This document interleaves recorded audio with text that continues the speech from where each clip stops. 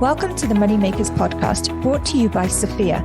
Sophia is an exciting new education platform for women with a goal to increase diversity and inclusion in early stage investing. This podcast is a finance, innovation, and investing show for amazing women everywhere of all ages. Each fortnight, we will feature an inspiring woman, and this week, 2 inspiring women from the investing and finance sector, or a female founder with a special focus on Asia. Our guests today are Kalsoom Lakhani and Misbah Naqvi. Welcome to the show, ladies. Thanks for having us. Thank you. Thank you. Before we jump straight into the myriad of questions that I have for you, can we just start with a quick introduction from you both, a little bit about your backgrounds? Perhaps we'll start with you, Kalsoom. Sure. Thanks for having us, Tanya. So Kalsoom, co-founders with Misbah and general partners on i2i Ventures, early stage venture capital funds. My quick background is that prior to launching our fund, which we opened the doors to in August 2019, I've been the founder of Invest to Innovate, which is our sister company to the fund. It's a company that I founded 10 years ago, a little over 10 years ago now, and was one and has been one of the earliest players in the Pakistan startup ecosystem.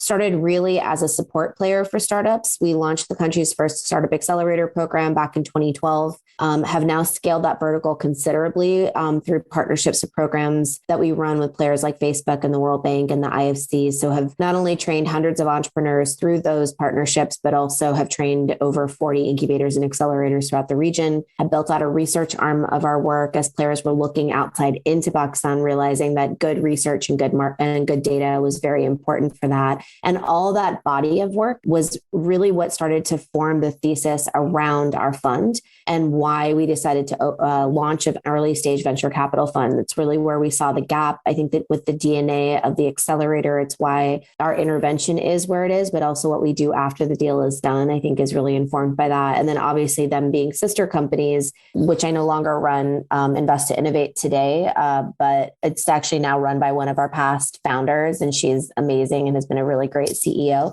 But there's a lot of obviously symbiosis between the two, obviously a lot of really great access to pipeline companies that we meet that may be too early. We can send to one of our programs on that side, as well as the fact that our research team helps to inform our strategy with i2i Ventures, but also can work really closely with our portfolio companies. So just that body of work, my background kind of working with startups and also being a founder myself is kind of what led me to this journey on the fund. And I'll let Misbah share more about herself. Thank you, Kalsoom. Can I just ask, where are you based? So I'm in Washington, D.C. That's actually been my base since I started i2i, the sister company. And so I sound totally American, but was actually born in Dubai and then was raised between Bangladesh and Pakistan. My mom is Bangladeshi, my dad is Pakistani. So I spent my elementary school years in Dhaka and then in Islamabad, Pakistan, which is now still home for me.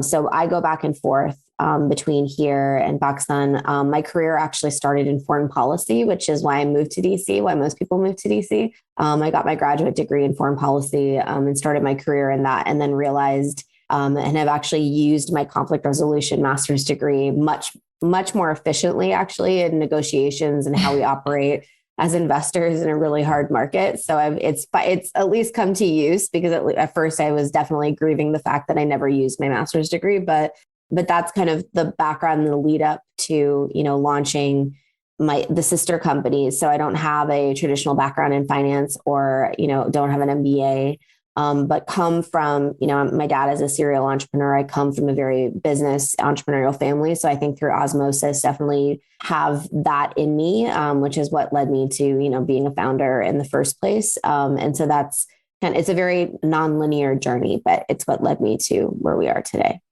I love it. Thank you. And over to you, Misbah. Thanks, Tanya. Great to be here with you. So I'm going to share a little bit about my journey, and I think it'll hopefully help you see why Kalsoom and I are such good partners, because we do complement each other quite well. So I basically grew up in Pakistan. I did do my MBA here back in the days when MBAs were still considered cool and important. And I started working in banking with Citibank in Pakistan. So did transaction banking, did corporate banking, managed a large loan book for several large multinationals. And a few years in, just realized banking was not something I wanted to pursue as a career long term. And so I moved into an alternate role within the bank in public affairs, and also a sort of chief of staff role with the CEO, where I got a chance to get a more holistic overview on the banking sector in Pakistan from a regulatory perspective, as well as from a communications perspective. I left Citi to join Acumen, which is a venture fund based on which invests through a double bottom line approach. So it's basically raises philanthropic money and invests in social entrepreneurs solving big problems across the world. This was very early days of impact investing, definitely very early in Pakistan. But what excited me about that was an opportunity to use my finance skills towards an area which had been, relatively underlooked from a development perspective, which was sustainable development. And so that gave me an opportunity to understand mass markets in a way that I hadn't had at Citibank, and really got a chance to understand the issues around access to goods and services that people in large economies such as ours and relatively less developed areas such as Pakistan actually face. So with Acumen, I was with them in Pakistan for a few years, moved to New York with them. And then eventually I joined a fintech startup. So even though I was not one of the founders, I was very early on the founding team. Basically we had 2.5 people when I joined. So I was the second and a half employee, and gave me an appreciation for what life is like on the founding side. And really, got to learn more about fintech, but also learned more about emerging markets, frontier markets, and how hard it is to build in places like these. And in the meantime, I've been on Kalsoom's board of advisors for i2i, the sister company to the fund, which she started a decade ago, which she just mentioned. So that gave me an insight into the startup side of things in the Pakistan context as well. So I think similar to Kalsoom, my path is also non-linear, but everything I seem to have done has led me to where I am today in some ways, and informs who I am as an investor. I did not grow up with an entrepreneurial family. My father was in the military, so very different kind of background in terms of exposure, but really glad that Kalsoom and I found our way to doing this together, because I think, we bring different things to the table and definitely sort of leverage each other's experiences. Yeah, fantastic. And what was the catalyst for the two of you coming up with the VC fund as an idea? Was there something that brought the two of you together, a shared vision, a shared passion for something that really sort of aligned you both? Because it's not a small undertaking, is it? I think I wish someone told us it was such a big undertaking. Yeah. No, so I think it was kind of more from earlier on from my side.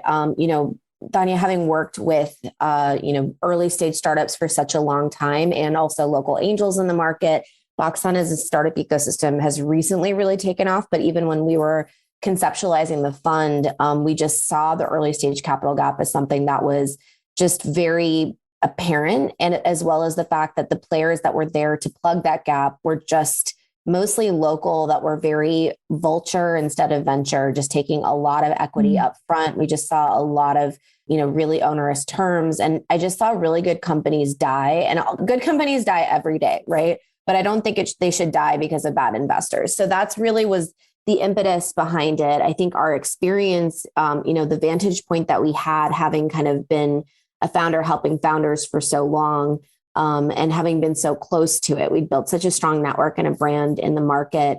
And I think, originally we were introducing our startups to investors. And I think one day it was kind of like, why not us? Because we actually have like quite a good vantage point, as well as a good perspective on what needs to be done, especially after the deal. And so Misbah, actually, as Misbah mentioned, she was on my advisory board. We've been friends for about 14 years. And she was actually trying to take a sabbatical she'd been working for 25 years and had just told me over dinner one night, she was like, I'm going to take some time off. I think she definitely imagined, cocktails on a beach somewhere, like some really great, very chilled out nights. And I immediately realized, I was like, I can't do this. First of all, I can't do this on my own. And second of all, Misbah's background and who she is, and especially the fact that we just have a lot of mutual trust and respect for each other, would make her such a good partner for me. And so I think literally at dinner, she was trying to tell me that she was about to take time off. And instead of cheering her on for that, I was like, you should join me on this fund that I'm building. And that is how it came about. And I think she really thought I was joking at the time. And then I remember I got back to where I was staying that night and literally messaged her immediately. I was like, I think you think I'm joking. And I I definitely was not joking. So you need to think about this. And I think so. I think Misbah, her sabbatical was like supposed to be a year. I think it was like 2 to 3 months. And so it was a failed sabbatical, but it got her on the journey. So I don't know, Miss, if you want to share more about your thinking around No, why. that is very accurate in terms of how it happened. I think for me, it's just the mutual trust that Kalsoom talked about. We'd been talking about the space for so long. We worked together as Kalsoom was building, the accelerator company as well. And I think there was that mutual trust and understanding. I know it's always really hard, and we acknowledge this because obviously we look at founders all the time from an investment perspective. We acknowledge how hard it is to find a co-founder that clicks, and also how hard it is to go out looking for one. And I can say that, Kalsoom did have a few other candidates that she looked at, considered, spoken to, got started with, and things really didn't work out. And I think for us, the more we dug into what that could mean, after, of course, she did proposition me. And once we started having a more serious conversation and dug a little bit more into what that could mean for us, I think we realized how excited we were to do this together and how we could build on our mutual trust and respect. And I think it might, it's something, you can call it gender, you can call it how we connect as people, who we are. But I think there was definitely a mutual respect and understanding and love that this grew out of. That's an amazing backstory. Like, I love that. Quite the difference between cocktails on a beach in Cuba.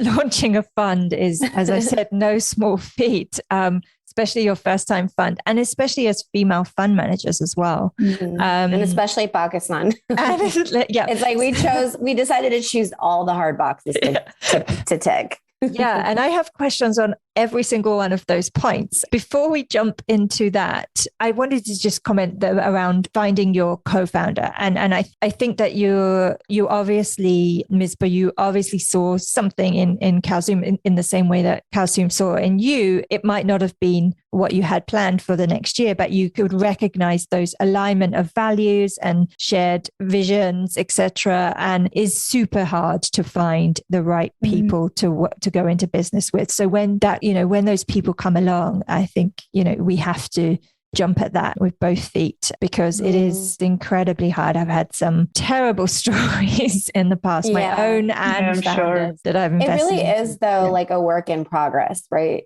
Tanya, like, I feel like, we have so much mutual trust and respect for each other. So I think that's also when we have, but also Misbah and I we're very communicative, which I think is really great. And so I think I've noticed this because it is like a marriage, right? Like, and I do think about it like a marriage, because you have to be open and honest with each other, even sometimes when it's hard. And so, I think both of us really, because we respect the partnership so much and respect each other so much, I think you do each other the service of, when you're upset, we talk through it. Like, it is always a work in progress and a relationship that's dynamic and always evolving. And I think that's something that both Misbah and I come at this with. So I think that's important to remember. I think for me, to your point about making the decision, I think because we already had so much mutual trust and understanding, for me, the decision was less about whether or not I do this with Kalsoom, but whether or not I do it at all.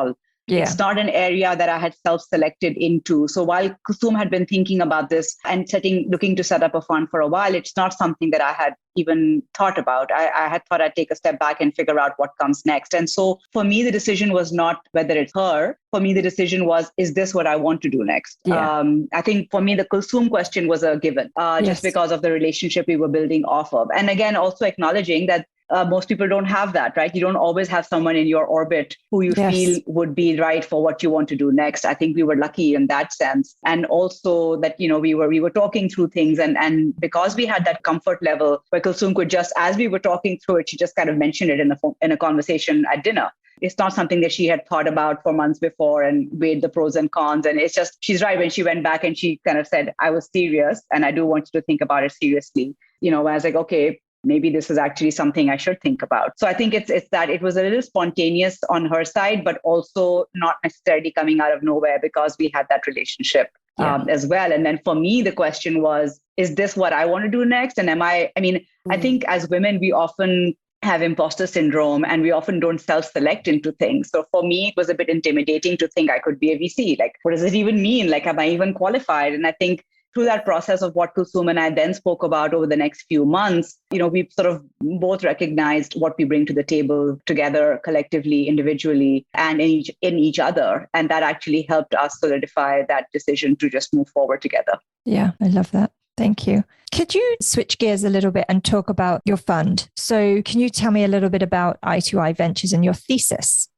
i2i Ventures is a targeted $15 million early stage venture capital fund. We invest in pre-seed and seed stage startups, generally technology enabled. But I think our thesis is that, Pakistan being the fifth largest market in the world, it's also one of the last untapped emerging markets. And so for us, our thesis is, as a country that is so large, but also has tremendous amount of opportunity, we really feel passionate about supporting really amazing, audacious founders that are solving some of Pakistan's biggest problems. And I think the problem part is really important to us because sometimes when a company comes to us and we don't feel that it's solving a problem, that's oftentimes why we pass. And then even saying like audacious founders for us, especially with me, with our sister company, having worked with founders now, for a really long time, that's really important to us. Like it really is a human element to it. And I think that's the first thing that we look at through the door. And then obviously, what is the problem that they're chewing on? And is it large enough to solve through the business that they're building? So I would say that's the thesis. We have 9 companies in our portfolio, actually growing quite fast. So we'll have more really shortly. And yeah, that's what we have so far as we're raising towards our final close. Okay, that was my next question. You're heading towards your final close. How many companies are you looking to invest into? This is something that we've been building as we're going along to a certain extent. And because we've learned so much in the last 2 years, we've also kind of been adjusting as we go along. So our goal is to look at between 15 and 20, probably we'll land somewhere around 17 or so companies. And of course, also dig down into follow-on rounds with those companies. Because we come in relatively early, we have that interesting vantage point where we can come in at pre-seed or seed stage and then continue to invest for a few more rounds. And we do want to reserve some follow-on capital as well. So the idea is that we would start off at an early stage and then continue to work with the company until they get to that growth stage and potentially taper off after that from an investment perspective. So we'd go up to Series A. So keeping that in mind, for us right now, we're looking at doing something like between 15 and 20 companies through this first fund. Fantastic. And what does the Pakistani startup market look like at the moment? So basically, just to give you a sense, Tanya, of how much things have taken off in the market. So in 2019, we did around $49 million in terms of startups that raised funding. In 2020, that was 65 million. And then in 2021, it was 350 million. Whoa. So 5.5 times more.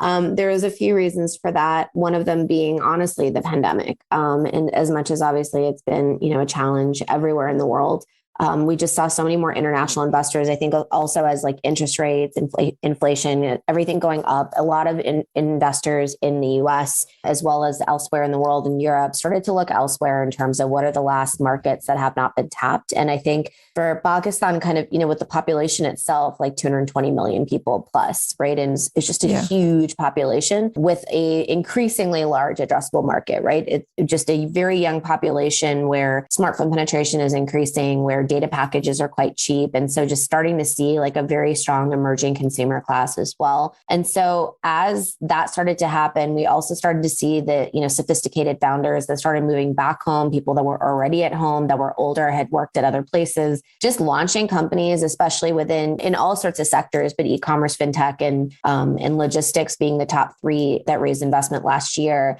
And obviously those kind of they feed off one another, right? As e-commerce takes off, then, you need logistics, all of those things, fintech plays into it. And then we also saw, we have a political regime in Pakistan that's actually quite progressive right now, particularly to the regulatory bodies that really are game changers. So the Securities and Exchange Commission and the State Bank. And so as those barriers started to come down, and Misbah was on the working group for the State Bank, actually, right? Which was, so a lot of the changes were really pushed and advocated for by the private sector. So we started to see changes that allowed international investors to invest in a holding company versus investing directly into Pakistan. We saw, license requirements change for the financial technology sector. So all of those things kind of all coming together is why we just saw just an enormous change in 2021. We saw, for the first time significant Series B rounds and Series A rounds. We saw deal sizes increasing. We also saw, like, as an example, just, investors like Tiger Global investing in the market,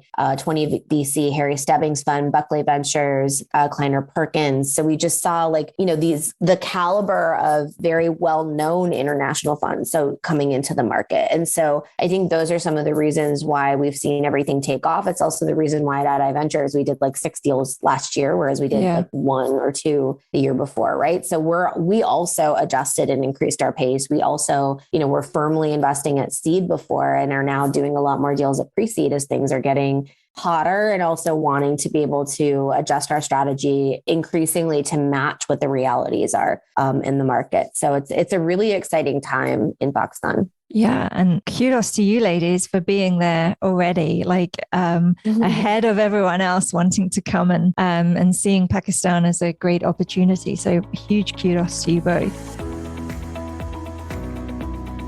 The Moneymakers podcast is brought to you by Sophia, the place for women to learn, invest, and change the world. Sophia is a learning platform providing much needed financial education for women and increasing diversity and inclusion in early stage investing. Go to sophiawomen.com to find out more. You talk about solving some of the biggest problems. Obviously, that is the backbone of your thesis. And presumably there are a number of amazing, great companies that come your way. And if they're not solving, what you consider to be one of Pakistan's biggest problems right now, that they don't fit your thesis. So what are some of those problems that you are looking to address with i2i? Sure. I think if we look at the portfolio already, Tanya, we can give you a sense of where things are, and that sort of is an indication of what we have liked. So we have 3 fintech investments in our portfolio, which are solving some big problems in Pakistan. We have a salary advance earned wage access company that is helping provide people access to their earned wages. We have invested in a digital ledger company focused on MSMEs, Abhi, and then Credit Book. And then we've also invested in Uran, which is a female-first fintech, female-founded as well, focused on bringing financial products and solutions to women who are severely underbanked in Pakistan. Only 7% of women in Pakistan even have a basic bank account. And so what we like about these kinds of companies is that they're looking at providing a whole suite of financial services, but they're starting with one product where they really have gotten to know the customer and then are building from there. So they're essentially really building from customer insights rather than just setting up a neobank and, if you build it, they will come kind of an approach. So we like it that they're actually tackling big issues where there's big demand, like financial inclusion, like financial access in these cases. Even funding and credit for SMEs is very limited in Pakistan. And so building towards that is also a very important aspect. Another example of a company that we've invested in recently is a B2B agri marketplace called Taza, which means fresh. And they're looking at, a $70 billion industry, which is severely fragmented, severely inefficient, many different layers. And so looking to solve that problem. And similarly, we've invested in a trucking platform, which is looking to do something similar in the logistics space. Again, very fragmented, many different middlemen, and therefore a lot of rent-seeking behavior.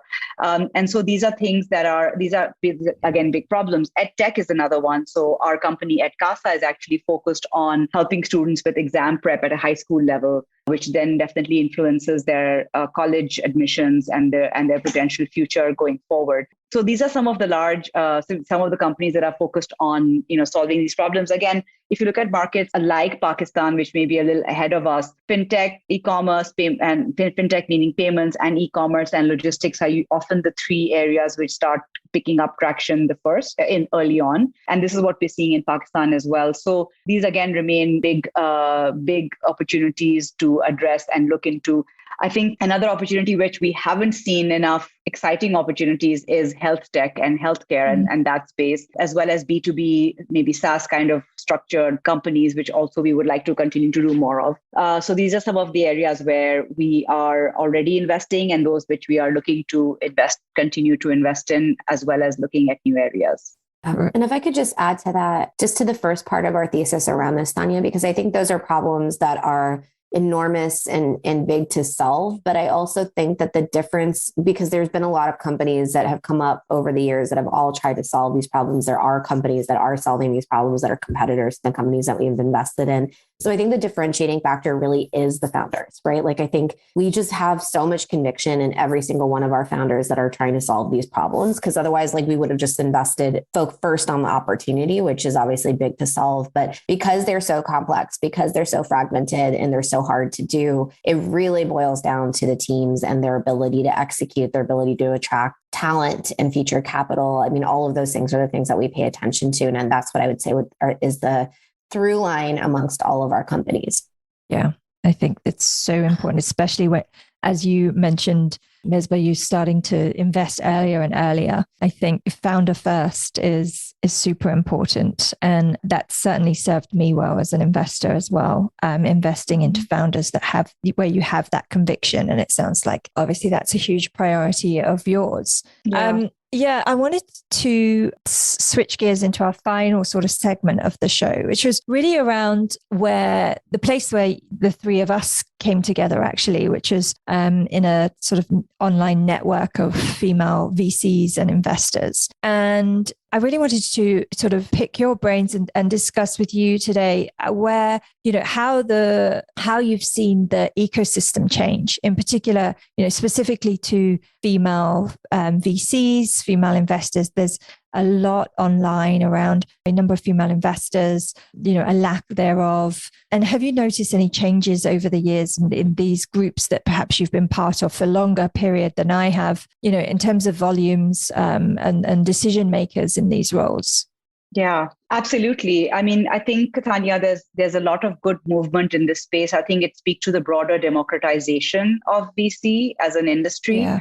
It's happening, across the board, not just with female founders and female investors, but also other diversity points as well, whether it's gender or ethnicity or background, privilege or access or class. So I think that's definitely needed. Not nearly moving as fast as we would like it to, but I think there's definitely been an increase in the number of diverse founders in terms of women investors that are coming in. And I think it's also something that speaks to what you see as role models, right? The more women you see, the more will opt in. In Pakistan, there are very few women in the VC space, and Kalsoom and I keep hoping that that's going to change soon. And if there's anything that we can do to play a role, we'd be more than happy to do that. So similarly, I think through our community, what we've seen internationally is that there's a real support system for emerging managers where they're supporting each other, where also more experienced managers are coming in and saying, hey, how can I help you understand and not make the kind of mistakes that I have made? I mean, Kalsoom and I have learned so much in these last 2 years in our journey, and we keep wanting to give back because we don't want anybody else to make those kind of mistakes or at least have better insights into what they could be doing and different options available. And we've received that from others as well. And I think that's why we want to pay it forward. So I think that kind of community interest and community support is very important. And the Transact community, which we are all part of, has been instrumental for Kalsoom and me, not just from a support system and just having a sounding board, but from actual practical suggestions, advice, references that have helped us as we've built the fund. And I think we will see more of this as we grow. I think, obviously social media and like opening up of experiences has really helped people learn from each other a lot more. I think in some ways, COVID, as awful as it has been, has actually helped people become a lot more comfortable building relationships online instead of actually meeting in person. And what that's also meant is that information sharing has become a lot easier across borders, across different markets as well. And definitely emerging managers are sort of gaining from that. I think the last thing I would say is that as the VC industry is continuing to evolve for the better, I think people are recognizing that, your typical investor doesn't look like, it does not have one profile, does not come from one background.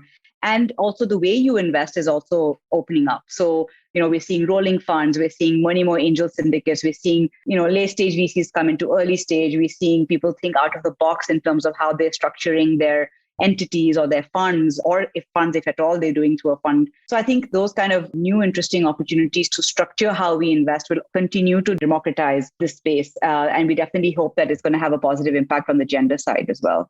Yeah, I agree with you. I think the Transact group, which is the group we met in, has been probably one of the best groups I've ever joined. It's just super supportive. Everyone's got each other's back, and I've learned so much from that, and paying it forward, I think, is definitely the motto that goes with that group. Yeah. And there's I actually would love, I would do it. Honestly, I would love to do a case study on this group because there's a really great, I've been a community builder. I mean, generally that's, I would say my best skill set is facilitation and community building. And I've been part of a number of communities in my adult life. And the fact that Transact, it's mostly exists on WhatsApp. Yeah. And there's no orientation when you join, right? There's no like, here are the rules.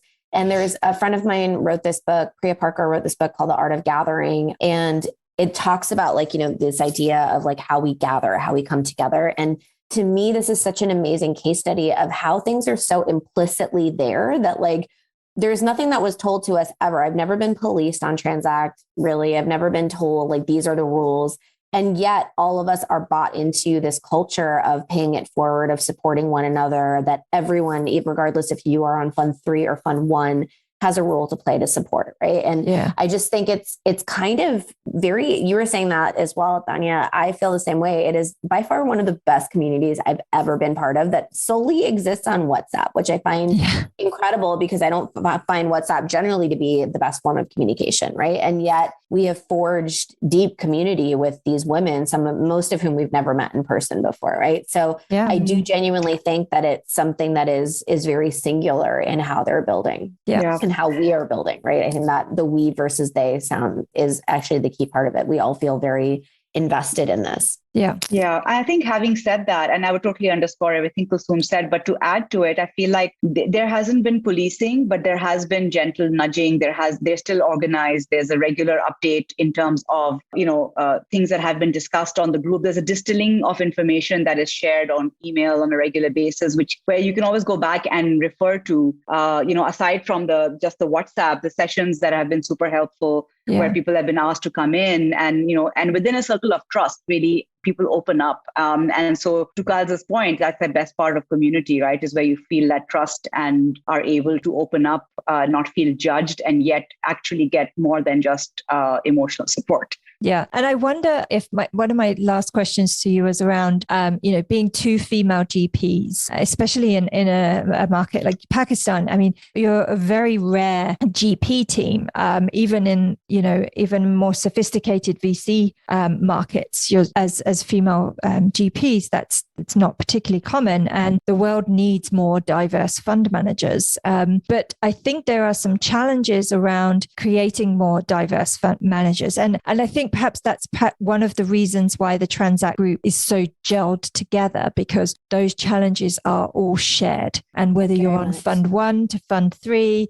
whether you're in Silicon Valley, New York, Pakistan, Singapore, where I am, those challenges are actually universal. And I think that there's that commonality, that brings us all together. And to that point, what are some of the biggest challenges you see in creating more diverse fund managers in the world?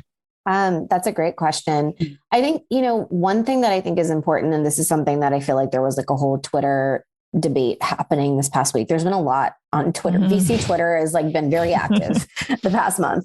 But one thing that I do think is interesting and important is that, a lot of really great fund managers that are coming up these days have been operators, right? And have launching operator funds. And I think that's the thing. It's like, we need to be supporting, if women are operators and wanting to launch funds, if they are people of color or diverse in some way, how can we enable that of giving them initial support when they're launching things? I do think that there's so much privilege baked into building a fund, and Misbah and I did not really have that coming into this, right? In terms of, we didn't have our family giving us like millions of dollars to launch a fund. We were starting at like zero.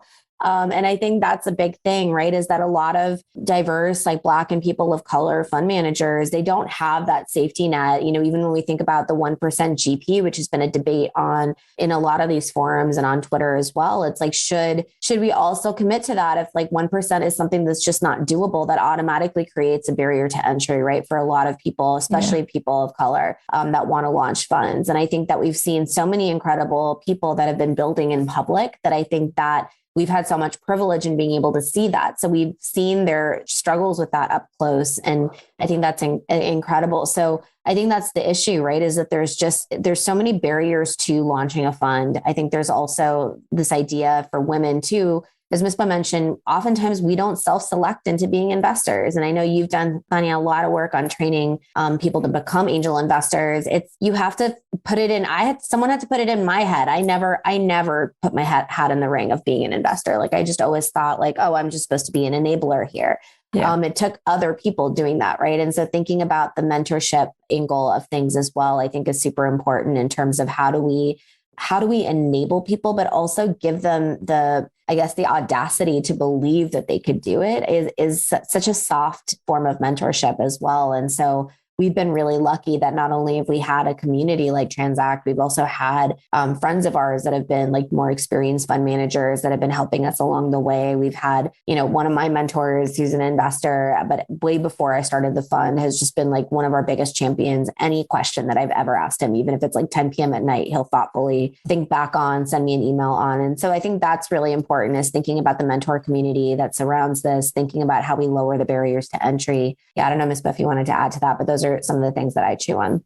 Yeah, I think in terms of lowering barriers to entry and access, I think finance just ends up becoming such a big hurdle there that is really important to address. I think within that also what I was talking about earlier in terms of other structures of investing is something that I hope that as those become more prevalent, people find ways to start doing that without needing to commit a large amount of funding, for themselves, and completely acknowledge what Kalsoom was saying in terms of the privilege of being able to, even survive as you build a fund if you don't have access to funding. I think for emerging managers and first-time fund managers, there's so much that you have to prove out there. I think it's unfair that you would have to self-sacrifice even on being able to pay the bills. So yeah. It is one of those things where I do hope that there's more that comes in. We're starting to see a little bit more support as well in terms of, funds of funds looking more at diversity, at first-time fund managers. I do think there's a long way to go there because a lot of them will say they want to do first-time funds, but then they put a minimum ticket of like a 50 million fund. And like a lot of our first-time funds are not that small. And a lot of, first-time fund managers have not been GPs or LPs, GPs or other at other funds, or have not had the exposure to other funds. So I think there's all of that that comes into it where, those are some of the things which you need to change going forward so that more women, more diverse people of color, different ethnicities, different economic backgrounds can actually come in. Because as we know, as we've seen, the more diversity there is in experience and perspective, the more likely you are to do well. And also the more diverse we have from a funding perspective, the more likely that capital will move to more equitable ways to other people who are more diverse. So yeah. I think that's really important as well as why we need diverse fund managers to begin with. Yeah, absolutely. And let's not forget that first-time funds actually are more profitable than those that are doing second, third, fourth funds. So because I assume it's because those running first-time funds are so nervous and that they're being extra cautious and they're being extra vigilant with their decision-making and risk management and management of their portfolio. So actually first-time funds are a great investment. I'd also say that we're hungrier, right? Yeah. Hopefully we'll still be hungry at Fund 2 and Fund 3, but I think at Fund 1, there's just so much to prove. One of our LPs said that to us, right? He's like, you guys just really feel like you have something to prove. I'm like, of course we do. Like, look at us. We're women raising our first time fund for Pakistan. We have so much to prove. And so I think that in itself is a reason why, hopefully we'll be successful and we'll hopefully Fund 1 will be the one that hits it out of the park. We hope. I have no doubt at all. It's been amazing talking to you ladies. Thank you again so much for coming on. I was super excited to have you both on and we've been chatting about this for so long. And I had a list of questions. I probably have about 20 more. So once it would be great to have you on again, perhaps after the close of this fund and perhaps when you're on the start of the second fund, which I'm sure is going to be huge and coming very, very soon. So thank you so much, ladies, again. Great to talk to you. Thanks so much, Tanya. Lovely Thank you so much. All the best.